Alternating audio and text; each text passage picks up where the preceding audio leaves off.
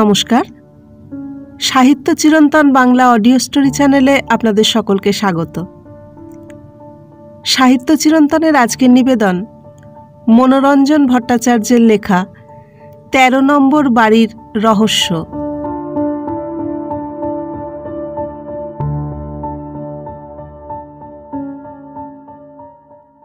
ব্যাপারটা ঘটেছিল এক পূজার বন্ধে। হুকাকাশি গিয়েছিলেন শিলং, আর রণজিৎ ভাড়া নিয়েছিল কলকাতারই শহরতলিতে একটা বাগান ঘেরা সুন্দর বাড়ি। রণজিতেরই জিত হলো, কেননা হুকাকাশি লিখে জানালেন অনবরত বৃষ্টির চোটে তাঁর চেঞ্জ মাথায় উঠেছে, আর কোথাও যেতে পারলে তিনি বাঁচেন। রণজিৎ তাঁকে তার নিরিবিলি বাড়িখানাতে দিন কতক এসে থাকবার জন্য নিমন্ত্রণ করল। হুকাকাশিও শিষ্ট ছেলের মতন ফিরে এলেন। হুকাকাশিকে অভ্যর্থনা করে আনবার জন্য রণজিৎ স্টেশনে উপস্থিত ছিল। গাড়ি করে বাড়ি আসবার পথে হুকাকাশি বরাবর লক্ষ্য করলেন রণজিৎ যেন বেশ একটু গম্ভীর, যেন কিছু চিন্তান্বিত। ব্যাপার কি রণজিৎবাবু, আজ আপনার নিশ্চয়ই কিছু একটা হয়েছে? তিনি জিজ্ঞাসা করলেন। না, দেশটা দিনকে দিন আমেরিকা হয়ে দাঁড়ালো নাকি তাই ভাবছি। কীরকম? লোকগুলো হঠাৎ খুব ফর্সা হয়ে যাচ্ছে নাকি? নাকি গঙ্গার ধারে ৫৬ তলা বাড়ির ভিত গাঁথা হচ্ছে? না, ও দুটোর কোনোটাই খুব ভয়ের কথা নয়, কাজেই ওর জন্য চিন্তিত হওয়ার কারণ নেই। কিন্তু ইয়াংকি গুন্ডারা যে ছেলে ধরে এনে তাকে লুকিয়ে রেখে আত্মীয় স্বজনদের চিঠি পাঠায়, ৫০,০০০ টাকা ফেলবে তো ফেলো, নয়তো ছেলে ফিরে পাবার আশা ছাড়ো। আমাদের দেশেও যদি এই ধরনের গুন্ডামি চলন হয় তবে একটু ভাববার কথা হয়ে পড়ে বই কি। তো কথাটা আর একটু সোজা ভাষায় বলুন রণজিৎবাবু। দুনিয়ার হালচাল দেখে আপনি কি একটা দার্শনিক মতবাদ প্রকাশ করছেন, নাকি বাস্তবিকই ওই ধরনের কোনো ব্যাপার আপনার নজরে এসেছে? দেখুন, আপনি দুদিনের জন্য বিশ্রাম নিতে এসেছেন এখানে একটা জটিল কেস আপনার ঘাড়ে চাপিয়ে দিতে স্বভাবতই আমার দ্বিধা হচ্ছে। কিন্তু পরশু রাত্রে যে অদ্ভুত রহস্যময় ঘটনা আমি প্রত্যক্ষ করেছি, তাতে আমার মনে গুরুতর সন্দেহ জেগে উঠেছে। কেবলই মনে হচ্ছে সমস্ত জেনে শুনেও যদি চুপ করে থাকি, ভগবান হয়তো সইবেন না। ব্যাপারটা খুলে বলি, শুনুন। এইখানে যে পাড়াটিতে আমি বাড়ি নিয়েছি সেটা খুবই নিরিবিলি, লোকজনের আসা যাওয়া নেই বললেই চলে। আমার বাড়ির কাছেই আর একটা ছোট মতো একতলা বাড়ি, ও রাস্তার ১৩ নম্বরের বাড়ি। আশা অবধি খালি পড়ে আছে দেখছি, অনেক দিন থেকেই নাকি খালি আছে। পরশু দিন সারাক্ষণটাই বেশ গুমোট গিয়েছিল। তা অনেক রাত পর্যন্ত কিছুতেই যখন ঘুম এলো না, তখন দরজা খুলে বাড়ির দক্ষিণ দিককার বারান্দাটাতে গিয়ে বসলাম, যদি কিছু বাতাস পাওয়া যায় সেই আশায়। বসে আছি প্রায় মিনিট ৫। হঠাৎ মনে হলো ১৩ নম্বর বাড়িটা থেকে কেমন একটা কাতর গোঙানির আওয়াজ আসছে। আস্তে আস্তে আওয়াজটা আরো স্পষ্ট হয়ে উঠল। কে যেন অস্ফুট যন্ত্রণা ধ্বনি করছে, বাবা গো গেলুম, আমি আর পারি না, এর চেয়ে তোমরা আমায় মেরে ফেলো, একদম মুক্তি দিয়ে দাও, মুক্তি দাও, ওই ছুরিখানা দাও, আমার পেটে ঢুকিয়ে দাও, এই নরক যন্ত্রণা আমি আর সইতে পারি না। ভারী আশ্চর্য হয়ে গেলাম আমি। তৎক্ষণাৎ ওই অবস্থাতেই নিচে নেমে এলাম। ও বাড়িটাতে গিয়ে দেখতে হবে কি ব্যাপারখানা। ওখানে গিয়ে কিন্তু বিস্ময় আমার শতগুণ বেড়ে গেল। সামনের দিককার সমস্ত জানলা কপাট বন্ধ, আর সদর দরজায় ঝুলছে প্রকাণ্ড একটা তালা। দেখলে স্বভাবতই মনে হবে যে ওই বাড়িটাতে কেউ যে বসবাস করছে, ভেতরের লোকেরা বাইরের কাউকে তা বুঝতে দিতে চায় না। এই অবস্থায় আর ভোর না হওয়া অবধি হঠাৎ কিছু করা উচিত হবে না ভেবে সেই রাত্রির মতো চলে এলাম। তারপর সকালে গিয়ে দেখি তালাটা সরিয়ে নেওয়া হয়েছে বটে, তবে দরজা বন্ধই রয়েছে। আমি বারান্দায় গিয়ে উঠতেই একটা ইতর চেহারার নিম্ন শ্রেণীর লোক বেরিয়ে এলো।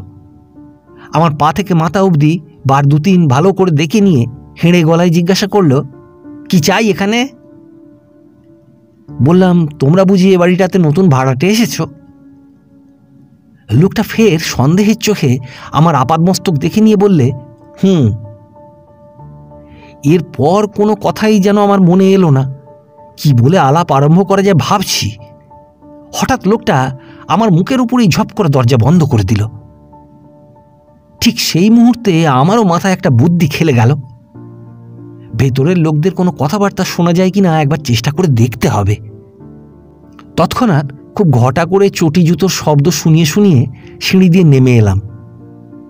তারপর চটি বাইরে রেখে পা টিপে চুপি চুপি বারান্দায় উঠে গিয়ে দাঁড়ালাম, কপাটের গায়ে কান লাগিয়ে।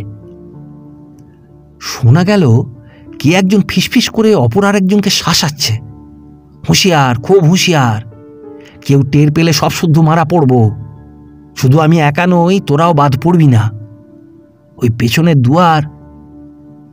তার পরের কথাগুলো আর কানে এলো না, তবে জেলখানার কথাটার উল্লেখ যেন শুনতে পেলাম বলে মনে হলো। তক্ষুনি আমি থানায় গিয়ে সব কথা প্রকাশ করে দিয়ে আসতাম, যদি না জানা থাকতো আজই আপনি এসে পৌঁছচ্ছেন। তা কিরকম মনে হয় আপনার ব্যাপারটা?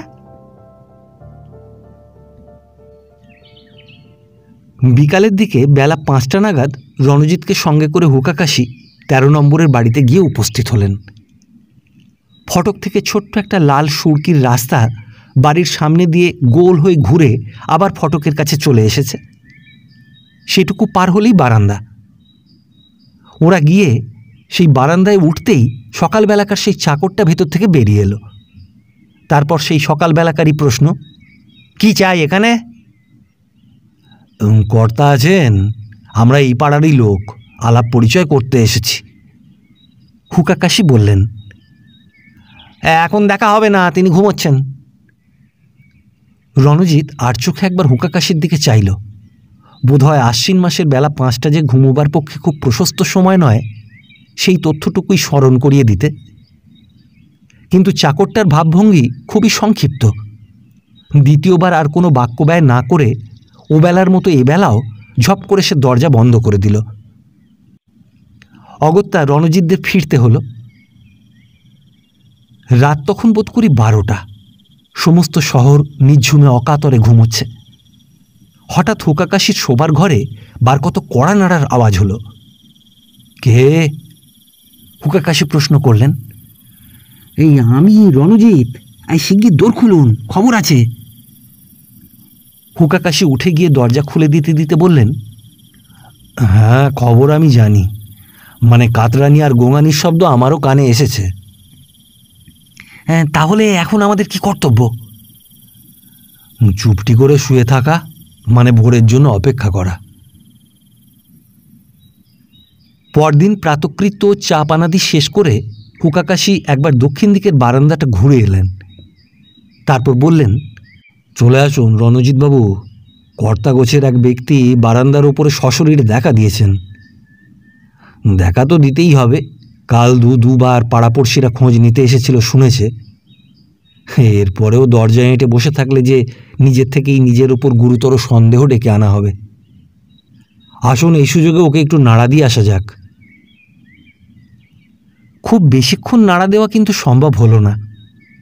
মিনিট 15 পরেই দুজনকে ফিরতে হলো। হুকাকাশি একটা ইজি চেয়ারে আরাম করে বসে জিজ্ঞাসা করলেন, দেখে কীরকম মনে হলো লোকটাকে? দেখি আপনার পর্যবেক্ষণ শক্তিটা। রণজিৎ হেসে বললে, হ্যাঁ, প্রথমত মাথার চুলগুলো খাড়া খাড়া, দ্বিতীয়ত ডান হাতের গেঞ্জির হাতটা নিচের দিকে বারবার টেনে দেয়, আর তৃতীয়ত কি, আপনিও 2-4টে বলুন না। বেশ তো বলছিলেন, বলে যান না। তৃতীয়ত, কাল রাত 3টে নাগাদ ওর বাড়িতে মোটরে করে লোক এসেছিল। কই, তা তো বুঝতে পারিনি, আপনি টের পেলেন কি করে? অতি সহজ উপায়। কাল মাঝরাত্রের পর এক পশলা বৃষ্টি হয়েছিল। ওই 13 নম্বর বাড়ির সামনে ভিজে সুরকির রাস্তার ওপর মোটরের চাকার দাগ এখনো পর্যন্ত দিব্যি খাঁজ খাঁজ কাটা অবস্থায় রয়ে গেছে। কাল বিকেলে এ দাগ ছিল না। তাছাড়া মোটরের কলকবজাও ছিল কিছু খারাপ, খানিকটা লুব্রিকেটিং অয়েল তাই ছুঁয়ে পড়েছে। রাস্তার সমস্ত জল একদম শুকিয়ে গেছে, কেবল ওই তেলের নিচেই একটুখানি জল এখনো চিকচিক করে শুকোতে পায়নি।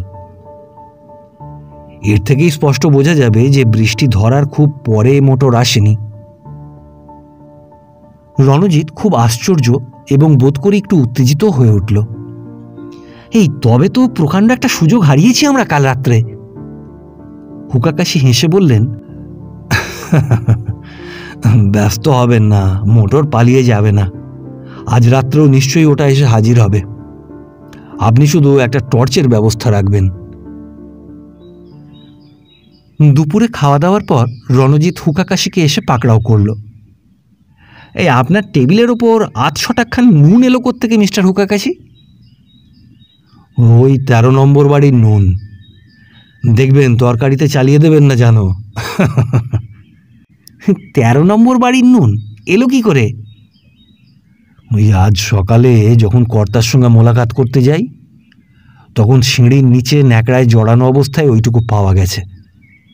আপনি টের পাননি, জুতো খুলে পায়ের আঙুলে করে তখনই আমি ওটা তুলে নিয়েছিলাম। পরদিন সকালে উঠে রণজিৎ চাকরের মুখে শুনতে পেল হুকাকাশি নাকি খুব ভোরেই কোথায় বেরিয়ে গেছেন, বলে গেছেন ফিরতে দেরি হতে পারে। খুব বেশি দেরি কিন্তু হলো না, আধ ঘন্টার মধ্যেই তিনি ফিরে এলেন, সঙ্গে একেবারে একটা ট্যাক্সি নিয়ে।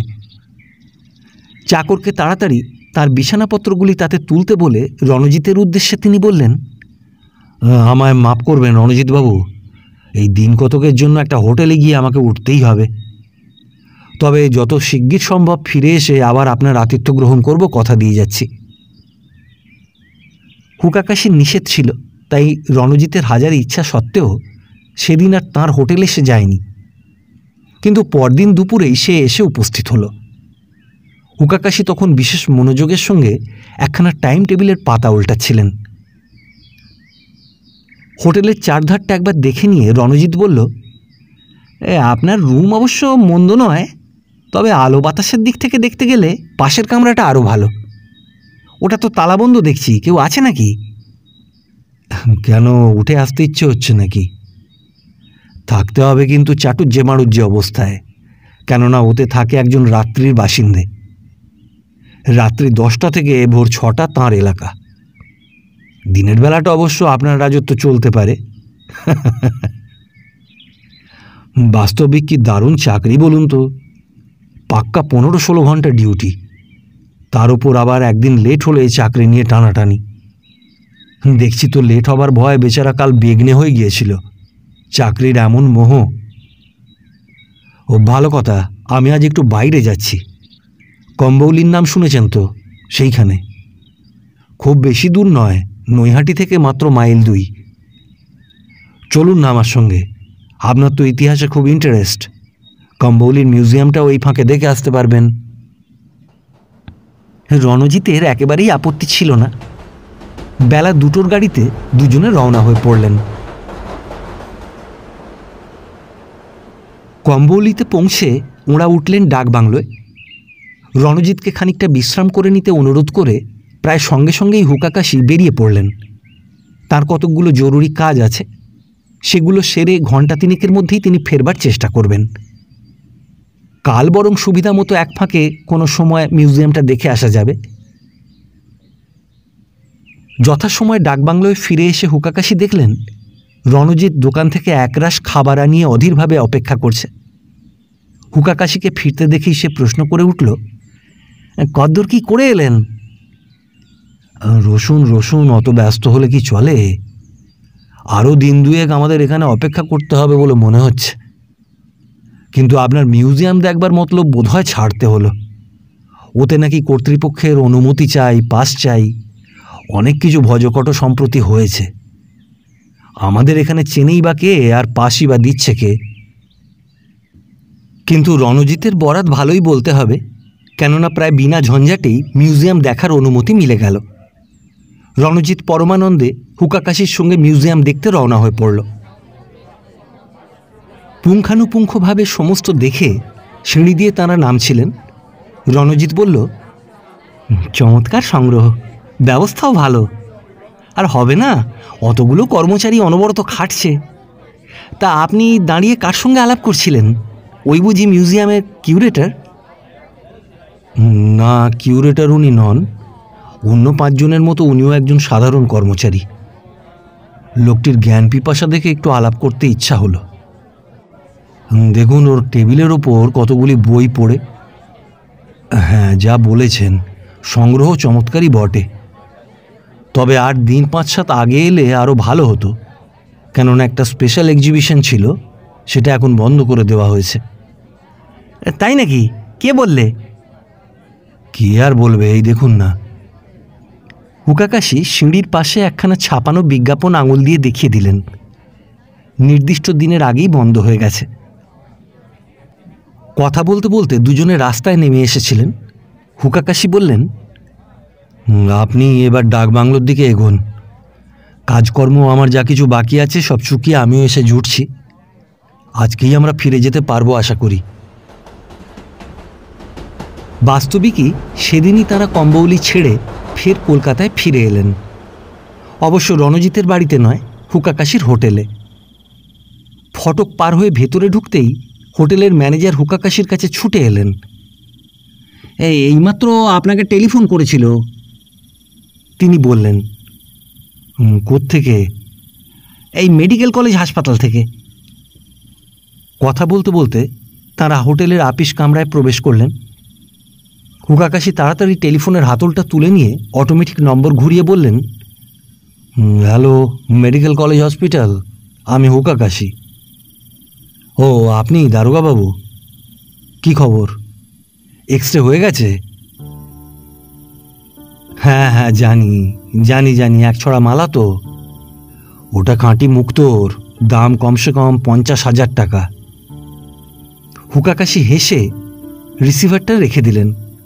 রণজিৎ স্তম্ভিত বিহ্বলের মতো তার দিকে তাকিয়ে আছে দেখে হুকাকাশি আবার একটু হেসে বললেন, আপনার প্রতিবেশী 13 নম্বর বাড়ির সেই নতুন ভাড়াটেটির রহস্যভেদ হয়ে গেছে। ভারী আশ্চর্য ব্যাপার। অবশ্য আজকে আমরা কম্বৌলির মিউজিয়াম দেখতে না এলে এত সহজে রহস্যটা ভেদ হতো কিনা সন্দেহ। আপনাকে বলেছি 5-7 দিন আগে ওই মিউজিয়ামে একটা স্পেশাল এক্সিবিশনের বন্দোবস্ত করা হয়েছিল। নানান জায়গা থেকে অনেক দামি দামি জিনিস তাতে আসে। সে সমস্ত জিনিসের ভেতর ছিল 1 ছড়া 16 শতাব্দীর মুক্তোর মালা। প্রতাপাদিত্যের ইতিহাসের সঙ্গে সেটা জড়িত। মিউজিয়ামের একজন কর্মচারী দেখল সেটাকে এমনভাবে রাখা হয়েছে যে তেমন হাত সাফাইওয়ালা লোকের পক্ষে ওটা সরিয়ে ফেলা আশ্চর্য নয়। সে তার পূর্ব পরিচিত এক ভদ্রবেশী জোচ্চরের সঙ্গে সমস্ত বন্দোবস্ত ঠিক করে ফেলল। ভিড়ের সুযোগ নিয়ে জোচ্চর সেই মালা ছড়াকে ট্যাকস্থ করবে। লোকটা বাস্তবিকই নিপুণ হাতে মালা গাছা সরিয়ে ফেললে, কিন্তু ঠিক হজম করা তার সাধ্যে কুলোল না। কেননা প্রায় সঙ্গে সঙ্গেই মিউজিয়ামের রক্ষীরা টের পেয়ে গেল যে একটা কিছু অঘটন ঘটেছে। ব্যাস, অমনি সে ঘরের সমস্ত দরজা বন্ধ করে কড়া পাহারায় প্রত্যেকের দেহ তালাশ শুরু হলো। জোচ্চর দেখলে আর উপায় নেই, এখনই নির্ঘাত মারা পড়বে। প্রাণের দায়ে তাই সে তখন কপ করে গোটা মালা ছড়াটাই গিলে ফেললে। ফলে কর্তাদের শুধু দেহ তালাশি সার হলো, বামাল মিলল না। সেদিনই স্পেশাল এক্সিবিশন বন্ধ করে দেওয়া হলো, আর নিয়ম করা হলো বিনা পাশে মিউজিয়ামে কাউকে ঢুকতে দেওয়া হবে না। এদিকে মালা গেলবার পর এই জোচ্চরের অবস্থা কাহিল। অসহ্য পেটের ব্যথা। বেচারা সইতেও পারে না, মুখ খুলতেও পারে না। কেননা প্রকাশ্যে ডাক্তার ডাকিয়ে চিকিৎসা করাতে গেলেই ভেতরের সব কথা ফাঁস হয়ে পড়বে, আর তার ফল হবে শ্রীঘর। ব্যাপার দেখে মিউজিয়ামের সেই কর্মচারী, তার নাম এখনো জানতে পারিনি, কাজেই মিউজিয়ামের কর্মচারী বলেই তাকে উল্লেখ করব। এক রাত্রে ওকে এখানে নিয়ে এসে খুব নিরিবিলি পল্লীতে একটা বাড়ি ভাড়া নিলে। পেটে অস্ত্র করা ছাড়া এই ব্যামোর আর চিকিৎসা নেই। সেরকম ডাক্তার হয়তো মিলতে পারে, কিন্তু ও চিকিৎসায় জোচ্চোর বেজায় গররাজি। বুঝলেন না, পাপ মন কি না, ভাবলে হয়তো পেট কাটার ছুতোয় পৃথিবী থেকেই তাকে বিদায় করে দেওয়ার ব্যবস্থা হবে। তাই চেষ্টা চলতে লাগলো নানা রকমের জোলাপ দিয়ে। দিনের বেলা বাড়ির ভেতর চিৎকার হলে পাড়াপড়শির সন্দেহ জাগতে পারে, তাই ওই সময়টা বেশিরভাগই মরফিয়া ইনজেক্ট করে ওকে ঘুম পাড়িয়ে রাখা হতো। জেগে থাকলেও প্রাণের দায়ী ও নিজেও দাঁতে দাঁত চেপে পড়ে থাকত। যত গোলমাল রাত্রিতে, জাগলে পরেই কাতরানি আর গোঙানি। এই অবস্থা যখন চলছে তখনই ব্যাপারটা প্রথম আপনার নজরে এলো।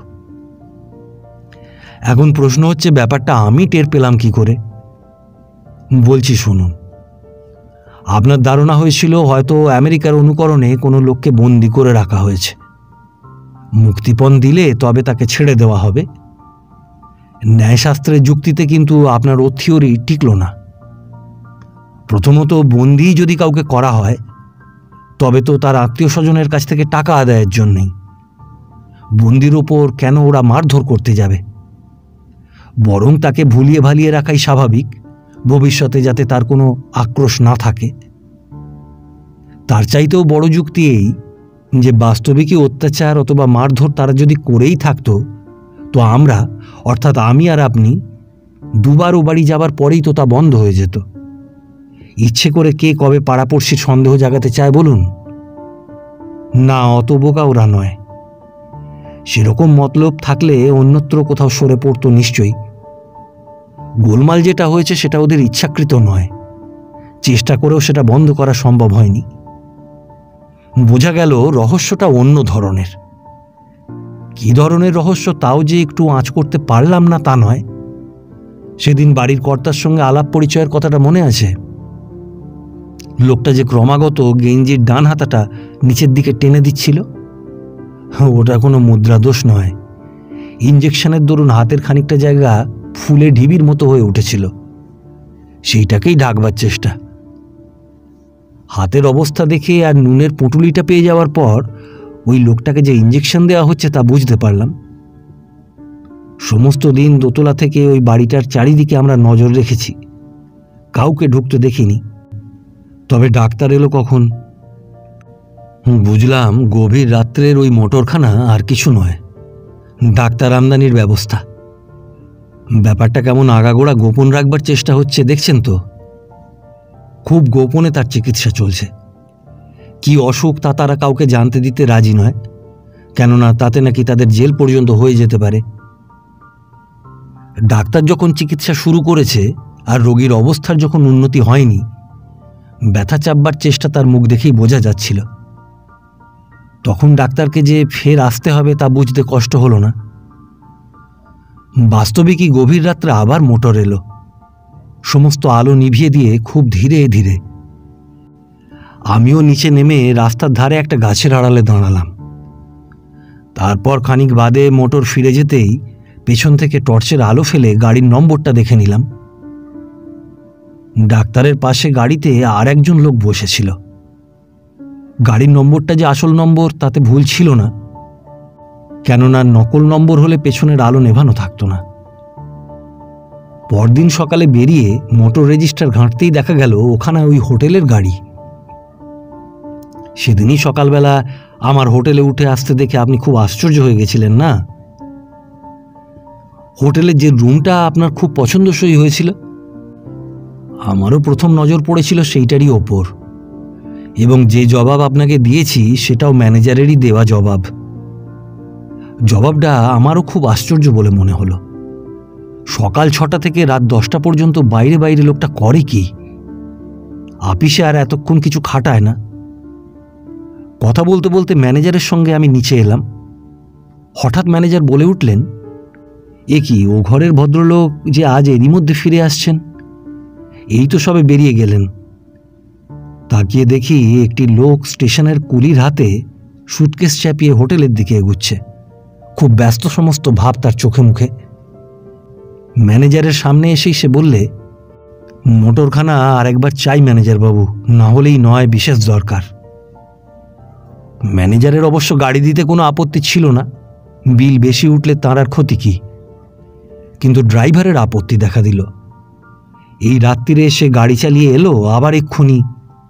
কিন্তু ম্যানেজার ধমকে উঠলেন, তাতে কি হয়েছে, দরকার হলেই যেতে হবে। দুটি জিনিস তৎক্ষণাৎ আমার চোখে পরিষ্কার হয়ে গেল। প্রথমত, লোকটা রেলে কোথাও যাবে বলে রওনা হয়েছিল, গাড়ি ফেল করাতে ফিরে এসেছে, নইলে স্টেশনের কুলি পেল কোথায়। আর দ্বিতীয়ত, সে বলেছে মোটরখানা আর একটিবার চাই, তার মানে এর আগেই সে আরও একবার গাড়ি নিয়েছে।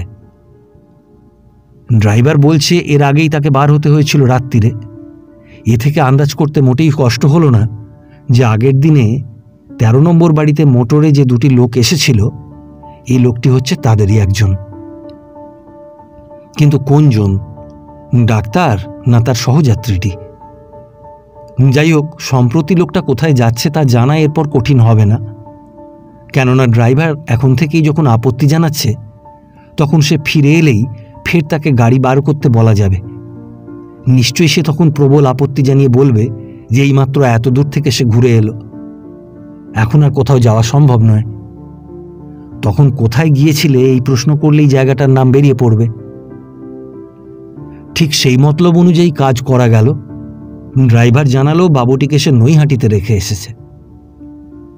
অনেক রাত্রে লোকটা আবার হোটেলে ফিরে এলো। ভোরে সে যখন ফের বের হচ্ছে, তখন আমি তার পিছু নিলাম। শিয়ালদায় এসে দেখি সে নৈহাটিরই টিকিট কাটছে। আমিও চললাম সেই সঙ্গে সঙ্গে নৈহাটি। নৈহাটি জংশনে নেমে সে ধরল কাম্বৌলি রোড। আমিও কিছু দূরে সমানে তার পিছু পিছু। তারপর কম্বৌলি যে তার দিনের লীলাভূমি, এ তথ্যটি নিশ্চিত জেনে আমি ফিরে এলাম কলকাতায় বেলা প্রায় 10টার সময়। এরপর আপনি এলেন আমার হোটেলে, আর আমরা দুজনে রওনা হয়ে গেলাম কাম্বৌলিতে। এখানে আপনাকে একটু ধন্যবাদ না জানিয়ে পারছি না। মিউজিয়াম দেখবার অতটা আগ্রহ যদি আপনি প্রকাশ না করতেন, তবে রহস্যভেদ হতে আরও কিছুটা সময় লাগত। কেননা আমার হোটেলের সেই রহস্যময় লোকটি যে কাম্বৌলি মিউজিয়ামেরই একজন কর্মচারী, তা তখনও জানতে পারিনি। আমরা যখন ভেতরে যাই, তখনও একরাশ ফাইলের সামনে বসে খুব মন দিয়ে একখানা মোটা বই পড়ছিল। তার হুঁশই নেই। দেখলাম ওটা একটা ডাক্তারি বই। যে পরিচ্ছেদটাও মন দিয়ে পড়ছে সেটা জোলাপ সম্বন্ধে। হঠাৎ আমার উপস্থিতি টের পেতেই ফট করে বইখানা বন্ধ করে ধরা পড়া অপরাধীর মতো আমার দিকে সে চাইলে। যেন কিছুই দেখিনি, এমনিভাবে মিউজিয়াম সম্বন্ধেই গোটা কতক প্রশ্ন জিজ্ঞাসা করে আমি সরে এলাম। আমার মনে তখন পরপর কয়েকটি প্রশ্ন জাগল। এই মিউজিয়ামটি হওয়া অবধি এতকাল সর্বসাধারণেরই এখানে ঢোকবার অধিকার ছিল, কোনো পাসের দরকার হতো না। হঠাৎ 5-7 দিন হলো সেই নিয়ম বন্ধ করে দেওয়া হয়েছে। অর্থাৎ এখানে আর যাকে তাকে ঢুকতে দেওয়া হবে না। মিউজিয়ামে একটা স্পেশাল এক্সিবিশন চলছিল। বিজ্ঞাপন অনুযায়ী যতদিন সেটা চলবার কথা, তার আগেই কর্তৃপক্ষ হঠাৎ সেটা বন্ধ করে দিয়েছেন। এসব কড়াকড়ির মানে কি? তবে কি কোনো দামি জিনিস হালে এখান থেকে চুরি গেছে? নিশ্চয়ই তাই, নইলে কর্তৃপক্ষের এরকম ব্যবহারের আর কোনো দ্বিতীয় অর্থ হতে পারে না। তৃতীয়ত, এই রহস্যময় লোকটি দেখছি এখানকারই কর্মচারী। এই চুরির সঙ্গে তার কোনো সম্পর্ক নেই তো। নিচে নেমেই তাই আপনাকে বিদায় দিয়ে আমি মিউজিয়ামের কর্মকর্তা ওই কিউরেটরের ঘরে ঢুকলাম। অল্প একটু আলাপের পরেই দেখা গেল আমার অনুমান মিথ্যা হয়নি। বাস্তবিকই একটা ইতিহাস প্রসিদ্ধ মুক্তোর মালা চুরি গেছে। এবার পরের প্রশ্ন। কিউরেটরের কথাবার্তায় বুঝতে পারলাম তার কর্মচারীদের মধ্যে কেউ ডেলি প্যাসেঞ্জার নেই, সকলকেই কম্বৌলিতে থাকতে হয়। তার বিনা অনুমতিতে কম্বৌলি ছেড়ে কোথাও কারো যাবার হুকুম পর্যন্ত নেই। অথচ এ লোকটি দেখছি আজ 5-7 দিন ধরে রোজই রাত্রের গাড়িতে গোপনে কলকাতা যাচ্ছে। নৈহাটির মতো অত বড় জংশন স্টেশন কেই বা কাকে চেনে? কলকাতা সে যাচ্ছে একটা লোকের চিকিৎসার ব্যবস্থা করতে। তার সেই রোগীটি অসহ্য ব্যথায় দিন রাত পড়ে কাতরাচ্ছে, অথচ সে ব্যথার কারণ ঘুণাক্ষরেও কারো কাছে প্রকাশ করবার উপায় নেই। সাধারণ ডাক্তারের কাছেও না, কেননা তাহলে নাকি তাদের সবারই জেল হয়ে যাবে। এখানে হাজার কাজের মধ্যেও এই লোকটা বসে বসে চিকিৎসা শাস্ত্রেরই বই পড়ছে, নানা রকম জোলাপ সম্বন্ধে। ওষুধটা যখন জোলাপ, ব্যথাটা নিশ্চয়ই পেটের। পেটের ব্যথার সঙ্গে কোনো জিনিস চুরির একমাত্র সম্বন্ধ থাকতে পারে যদি চোরাই মালটা হয় খুব ছোট আর চোর সেটাকে গিলে ফেলে থাকে। কি অবস্থায় মুক্তোর মালা চুরি হয়েছিল কিউরেটর তা বলেছিলেন। শুনে আর কোনো সন্দেহই রইল না যে আপনার প্রতিবেশী ওই 13 নম্বরের ভাড়াটেই মালা চোর। চুরির পরেই বেগতিক দেখে সেটা গিলে ফেলেছে। কিউরেটরকে তখন সমস্ত ঘটনা খুলে বলে বিদায় নিলাম। আমার অনুমান যে অভ্রান্ত তা তো দেখতেই পাচ্ছেন। আমি চলে আসতেই কিউরেটর কলকাতায় পুলিশের কাছে ফোন করেছিলেন।